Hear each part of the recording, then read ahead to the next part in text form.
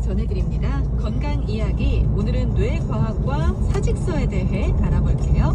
대전 제2의원 정신건강의학과 성명재 원장과 함께합니다. 안녕하세요. 안녕하세요. 반갑습니다. 네, 반갑습니다. 오늘 또 우리 청취자분들이 궁금해하실 만한 내용을 속 시원히 풀어주러 오셨는데, 샐러리맨들의 경우 가슴에 사직서 한 장씩은 다 품고 해서 다니지 않겠습니까?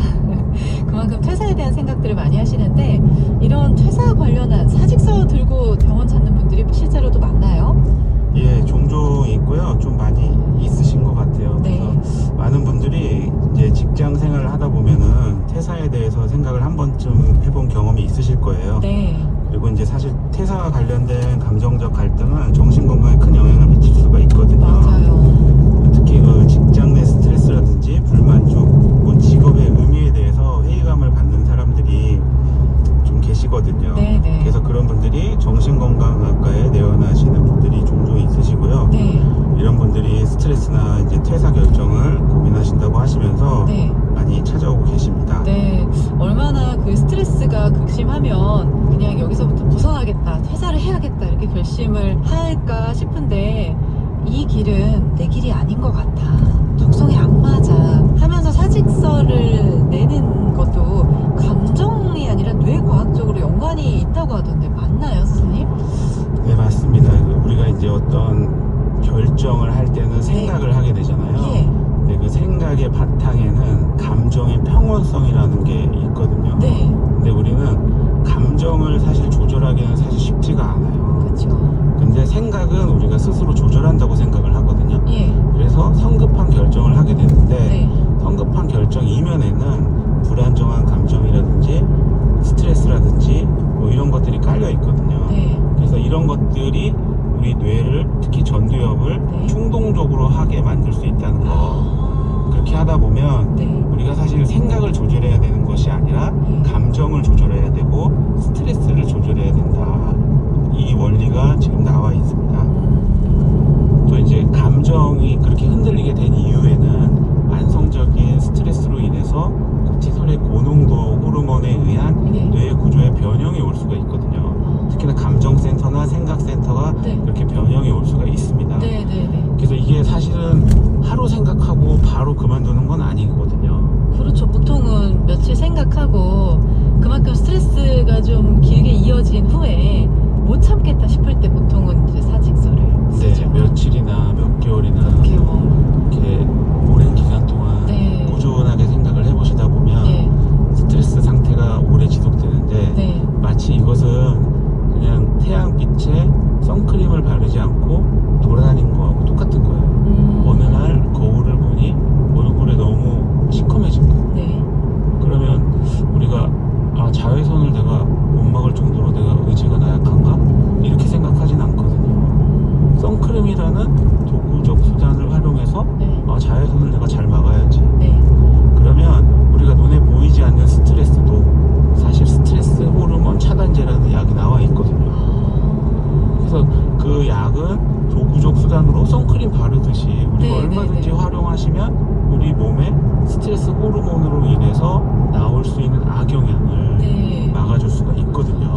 선생님 말씀 듣고 보니까 스트레스에 대해서 너무 안일하게 대처했던 것 같아요. 선크림을 발랐어야 되는데, 적극적으로 대처했어야 되는데 내버려둬서 그게 좀 심화돼서 사직이라는 생각을 충동적으로 하게 되는 게 아닌가 싶네요.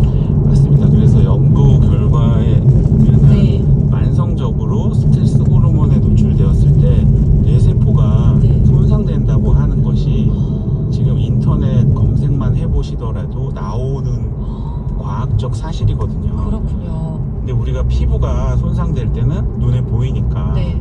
선크림 잘 발라야지, 약도 바르고. 네, 하죠. 뭣도 하고 열심히 하시는데, 이 뇌세포는 사실 눈에 보이는 것이 아니라서 맞아요. 뇌세포가 손상될 때 우리가 그냥 무방비 상태로 너무 오래 지속된다는 게 너무나 안타까운 현실입니다.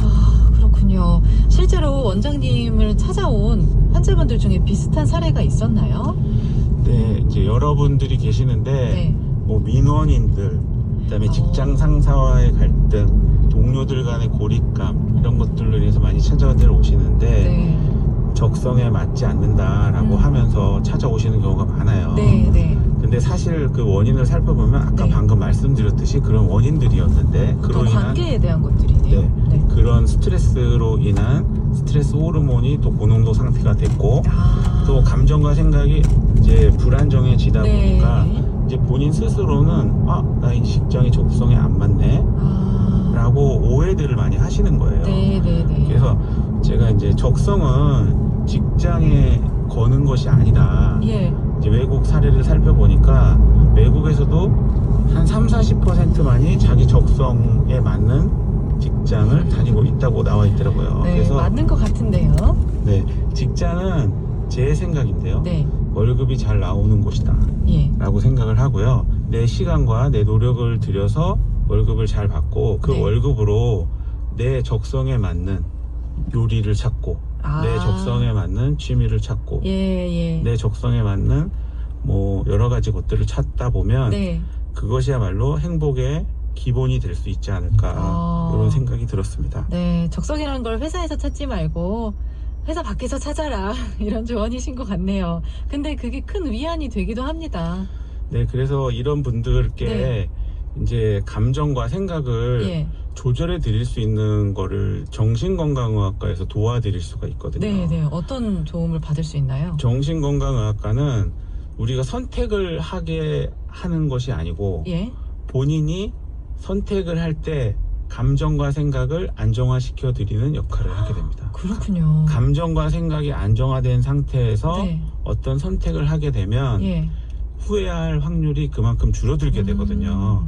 그러면 이제 화부단행이란 이제 속담도 있거든요. 화부 단행. 단행 어떤 뜻이죠? 안 좋은 일이 홀로 다니지 않는다.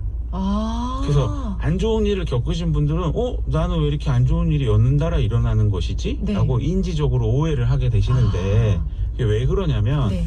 감정과 생각이 안정되지 않은 상태에서 충동적으로 자꾸 어떤 선택을 계속 하시는 거예요. 고사성어에도 화부단행이라는 말이 나오듯이 너무 감정과 생각이 안정되지 않은 상태에서는 네. 일단 기다리자. 정신건강학과적으로는 일단 기다리게 도와드릴 수가 있어요. 네. 감정과 생각을 좀 안정화시켜 드릴 수가 있어요. 네. 그런 다음에 생각을 다시 해보시고 선택을 하시려고 하실 때 이런 분들이 뭐라고 말씀하시냐, 와, 하마터면 내가 좋은 직장을 그만둘 뻔했습니다. 너무 감사합니다.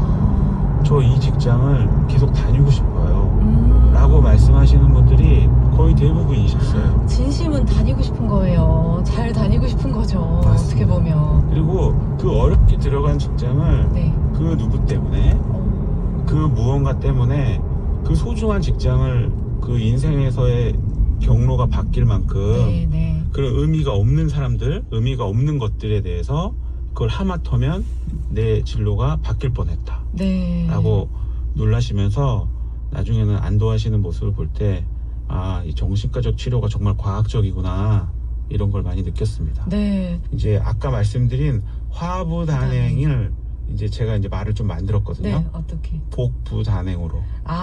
복이 이제는 세트로. 선순환되는 거죠? 네, 이제는 앞으로 복이 세트로 다니게 되는. 세트로. 네. 그래서 우리가 세상에 네. 공짜는 없다고 말씀하잖아요. 네. 다들. 그래서 우리가 비용을 지불한 겁니다, 사실은. 고통이라는 비용을 지불한 거예요. 그래서 우리는 고통을 먼저 지불했기 때문에 네. 우리는 행복을 이제 받을 자격이 충분하다. 기다리시면 됩니다. 네. 하지만 충동적인 것만 좀 기다리셨다가. 네, 알겠습니다. 자, 오늘 사직서 가슴에 품고 계신 분들은 다시 한번 생각해 보시기 바랍니다. 끝으로 많은 지금도 방송 듣고 계실 샐러리맨들에게 마음 다잡고 직장 잘 다닐 수 있는 조언을 한마디 해주신다면요? 네. 인생은 공짜가 아닙니다. 여러분들은 지금 해외 직구 사이트를 이용한다고 생각하시면 되실 것 같아요. 예. 해외 직구에서 물건을 주문했는데 비용을 결제를 먼저 하거든요. 네, 이미 한 거죠. 네. 결제를 했는데 이놈의 사이트에서 배송이 안 오는 거예요. 네, 물건이 없어. 올 때가 넘은 것 같은데 왜 안 오지? 네. 저는 행복도 마찬가지라고 생각을 합니다. 우리가 매일매일 비용을 지불하고 있어요. 매일매일 직장을 다니고 성실하게 살아왔고 맞아요. 지금 우리는 존재 자체로 인정을 다 받으셔야 되는 분들임에도 불구하고 검색할 때 왜 지금 이 시점에 배송이 안 오느냐, 왜 이 시점에 왜 행복이 안 나타나느냐, 그거는 조금만 기다리시면 네. 다들 오실 것 같다. 네. 이 알겠습니다. 말씀을 좀 드리고 싶습니다. 네. 그리고 아까 말씀하신 복부 단행. 네, 제가 좀 만들어 봤어요. 네. 복부 단행은 검색해 보면 안 나오는데요. 화부 단행은 검색해 보시면 나옵니다. 네. 그래서 이 언어도 좋은 말로 우리가 항상 네. 좋은 생각으로 네. 이렇게 바꿔주시면 우리 생활이 바뀌실 것 같습니다. 네, 복이 세트로 오는 그런 경험을 우리 애청자분들도 하시기를 바랍니다. 자, 오늘 도움이 되는 좋은 말씀 잘 들었습니다. 다음에 또 기회 되면 뵙도록 할게요. 고맙습니다. 감사합니다. 네, 지금까지 대전 제2의원 정신건강의학과 성명재 원장과 함께했습니다.